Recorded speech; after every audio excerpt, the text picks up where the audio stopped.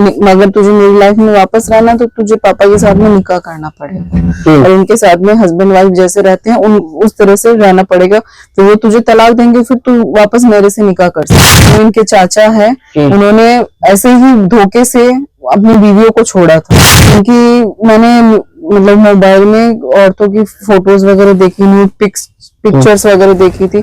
उन पर जब मैंने ऑब्जेक्शन उठाया, उनसे बात करी, तब उन्होंने मेरे साथ मारपीट करना शुरू कर दिया। सेक्स पावर की टैबलेट्स खाना, तब मेरे साथ मारपीट करना। बार बार मैंने अबॉर्शन किट खाई है, गिनती नहीं है इतनी बार अबॉर्शन किट्स मुझे दे दी गई। मुझे घर से बाहर नहीं जाने दिया जाता था, पड़ोस में मैं किसी से बात नहीं कर सकती थी, घर में कोई रिश्तेदार आते थे तो मैं उनसे बात नहीं कर सकती थी। बस एक जगह मेरी फिक्स थी, किचन। मेरे हस्बैंड मेरे को 3 तलाक देके अपने फादर के साथ हलाला करने के लिए बोला। ये तलाक किस बेस पे हुआ? लड़ाई झगड़ा हुआ था या क्या हुआ था? मेरे चचिया ससुर थे जिन्होंने मेरे साथ बदतमीजी करी थी। क्या बदतमीजी की थी? ओपन शब्दों में बोलिए, एकदम क्लियर। मेरे ऊपर हाथ डाला था, बदतमीजी कर रहे थे मेरे साथ में, मेरे को गंदी बातें बोल रहे थे, अपने साथ कंफर्ट होने के लिए बोला। बस इस चीज को लेके मैंने ऑब्जेक्शन उठाया था। तो बस इसी वजह से मेरे हस्बैंड ने मेरे को 3 तलाक दिया और अपने फादर साहब के साथ हवाला करने पे मजबूर कर दिया। क्या आपके हस्बैंड जानबूझकर, जो आपके ससुर आप बता रही हैं, उनके साथ हवाला करने का दबाव बना रहे थे?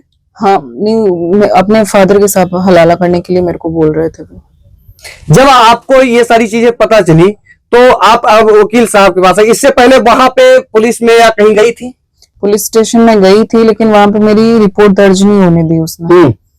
तो वहां पे मेरी कंप्लेंट ही नहीं लिखी गई। आपको पता है भारत सरकार ने हलाला पे बैन किया है, ट्रिपल तलाक कानून जो है पास हुआ है सदन से। क्या लगता है कि जिस तरह से आपके परिवार के या रिश्तेदार इस पर कोई ऑब्जेक्शन नहीं उठाए कि ये चीजें गलत है, ये नहीं होनी चाहिए? रिश्तेदार कौन से रिश्तेदार? रिश्तेदार सारे तमाशा देखने के लिए आ रहे थे, किसी ने कोई ऑब्जेक्शन नहीं उठाया। और तलाक जैसी चीजों पे अगर बैन हुआ है तो इस पे सख्ती से कार्रवाई होनी चाहिए, ताकि ये चीजें जड़ से खत्म हो। कहाँ की रहने वाली हैं आप? राजस्थान से। राजस्थान में कहाँ से? मेरा ससुराल नागौर डिस्ट्रिक्ट में है, डेगाना, और मेरा मायका है झुंझुनू डिस्ट्रिक्ट में, नवलगढ़। जो आपने बताया कि हाथ डालने का प्रयास किया, ये कितने दिनों से लोग कर रहे थे ऐसा? जी, मेरे चचिया ससुर आए हुए थे जुलाई में, हमारे घर पे आए हुए थे। कहाँ रहते हैं वो? अहमदाबाद रहते हैं। मेरे और मेरे हस्बैंड के बीच में झगड़े वगैरह चल रहे थे, तो वो उनको सुलझाने के लिए आए थे। अच्छा। लेकिन वो उस चीज का नाजायज फायदा उठा रहे थे कि तू मेरे साथ में कंफर्टेबल हो जा, और मेरे को मतलब फिजिकल होने के लिए वो बोल रहे थे। तो मेरे हस्बैंड ने भी मेरे को बोला कि हाँ ठीक है, चाचा है हमारे घर में तो ये चीजें होती रहती है, चाचा के साथ कंफर्ट होने में क्या जा रहा है। और जब उन्होंने ट्रिपल तलाक दिया, उसके ये कितने दिन हुआ आपको तलाक दिए उनको? उन्होंने मेरे को दिया था ये 18 दिसंबर 2024 में। फिर आप उनके साथ रहने के लिए बोली तो उन्होंने क्या कहा? उन्होंने मेरे को बोला कि अगर तुम्हें मेरे साथ रहना है तो मेरे पापा के साथ तुम्हें हलाला करना पड़ेगा। पापा के साथ हलाला? हाँ। यानी आप समझ सकते हैं कि ससुर, यानी जो इनके पति का पिता है, वो इनके साथ हलाला करेंगे। मतलब कौन सी संस्कृति और कौन सी सभ्यता की बात ये लोग करते हैं?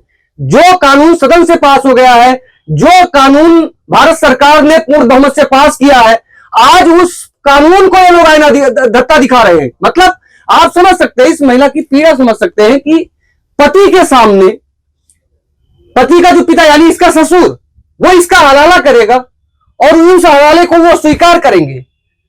इस संस्कृति में ये लोग जी रहे हैं आज भी। क्या कहेंगे जो मौलाना बड़ी बड़ी तकरीरें देते हैं कि इस्लाम में तो महिलाओं का दर्जा जो है स्वर्ग के समान है, जन्नत कहा गया है महिलाओं के कदमों में?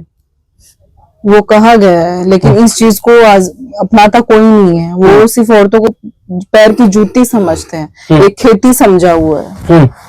अगर औरत को सच में इस्लाम की शहजादी माना जाता है, अगर उनके वो चीजें मानी जाती है कि उनके पैरों के नीचे जन्नत है, तो उनको उस तरह से ट्रीट करो ना। अगर मान लो अगर ये चीजें चल रही है तो उनको जड़ से खत्म करना उनका ही वो होती है ना कि वही चीज खत्म करे। ये मौलाना वगैरह जो भी है, उनको पता है कि ये चीजें नहीं है, तो वो उन चीजों पे ऑब्जेक्शन क्यों नहीं उठाते? क्यों नहीं समझाया जाता लोगों को कि ये चीजें गलत है? क्या आपके ससुर कभी आपके ऊपर गलत निगाह ऐसा कुछ रखते थे पहले? जी, वो रखते थे। मन करा जब कमरे में दाखिल हो जाना, गेट खोल देना, गंदी हरकतें करना, वो उनको चलता ही रहता था। आप ये हलाला या तलाक के बारे में क्या जानती हैं? जैसे ये तो चर्चा है, तो आम बात है, लोग चर्चा करते हैं। क्या आपको इसके बारे में पता था कि ये क्या प्रक्रिया है? हलाला का मुझे नहीं पता था। जब मैंने अपने हस्बैंड को पूछा कि क्या ये होता है ये हलाला, तो वो मेरे को बताते हैं कि तुझे पापा के साथ में, अगर तुझे मेरी लाइफ में वापस रहना तो तुझे पापा के साथ में निकाह करना पड़ेगा और उनके साथ में हस्बैंड वाइफ जैसे रहते हैं उस तरह से रहना पड़ेगा। तो वो तुझे तलाक देंगे, फिर तू वापस मेरे से निकाह कर सकती है। निकाह कर सकती है। अच्छा, जो लोग आज भी ये दलीलें देते हैं कि अब ट्रिपल तलाक बंद हो चुका है, अब कोई तलाक नहीं देता, उनके लिए क्या कहेंगी? आपके समाज में और भी कितने केसेस हैं जिनको आपने देखा? मैंने तो ये मेरा पहला केस देखा, मैंने और ऐसे केसेस नहीं देखे। हाँ, इनके घर में मैंने जरूर देखा है। जो इनके चाचा है, उन्होंने ऐसे ही धोखे से अपनी बीवियों को छोड़ा था। वो आज भी दर दर की ठोकरें खा रही है। कितने बच्चे हैं आपके? मेरे 2 बच्चे हैं। 2 बच्चे हैं।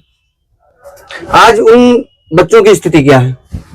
घर से बाहर नहीं निकाल रहे हैं उनको, घर में बंद करके रखते हैं। मेरा बेटा रोता है, छोटा सा है, वो 7 साल का है। वो रोता रहता है, मेरी मम्मी का है। मेरी 12 साल की बच्ची है, उसको मैंने वहां पे अकेले छोड़ रखा है। कोई उनकी बताने वाला नहीं है कि मेरे बच्चे कहाँ हैं, कैसे रह रहे हैं। आपके जो मायका पक्ष है, उनका क्या कहना है? देखिए, अभी मेरे सपोर्ट में वहां से कोई नहीं है। मैं उनका अभी फिलहाल कुछ नहीं कह सकती। कहाँ है मायका आपका? नवलगढ़। नवलगढ़। तो उन लोगों का अभी इस पर कोई कमेंट नहीं है या आपसे बातचीत नहीं किया? नहीं, मेरे रिश्तेदार है और अगर किसी का कुछ नहीं आया। मैं 6 महीने वहां पे रही हूँ ना, लेकिन वहां पे कुछ नहीं हुआ। कैसा मारपीट होता था आपके और हस्बैंड के बीच में? किस बात को लेकर ज्यादा झगड़ा होते? मैंने मतलब मोबाइल में औरतों की फोटोज वगैरह देखी, न्यूड पिक्चर्स वगैरह देखी थी। उन पर जब मैंने ऑब्जेक्शन उठाया, उनसे बात करी, तब उन्होंने मेरे साथ मारपीट करना शुरू कर दिया। तो उनकी ज्यादती ये बढ़ती जा रही थी। सेक्स पावर की टैबलेट्स खाना, तब मेरे साथ मारपीट करना। बार बार मैंने अबॉर्शन किट खाई है, गिनती नहीं है इतनी बार अबॉर्शन किट्स मुझे दे दी गई है। और बार बार मेरा 2-3 बार मेरा मिसकैरेज हुआ। उनकी बहनों के द्वारा भी मेरा मिसकैरेज हुआ। उन्होंने मेरे को सीढ़ियों से धक्का दिया। जो मेरी नंदे है रूबीना, खुर्शीदा, बराबर भाई का साथ देती थी जब वो मेरे को मारता पीटता था। मुझे घर से बाहर नहीं जाने दिया जाता था। पड़ोस में मैं किसी से बात नहीं कर सकती थी। घर में कोई रिश्तेदार आते थे तो मैं उनसे बात नहीं कर सकती थी। बस एक जगह मेरी फिक्स थी, किचन, सिर्फ वो संभालती थी। बाकी मुझे किसी से बात करने की इजाजत नहीं थी उस घर में।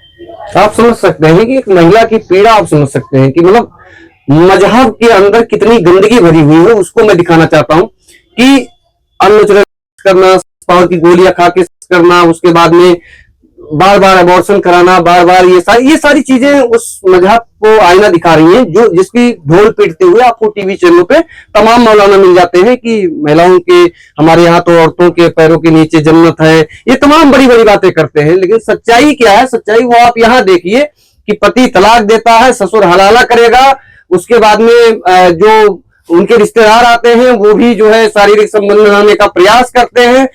जब ये मना करती है तो मना करने के बाद में इनके पति तलाक दे देते हैं और तलाक देने के बाद में यह स्थिति हो जाती है कि आज ये महिला दर दर की ठोकरें खा रही है।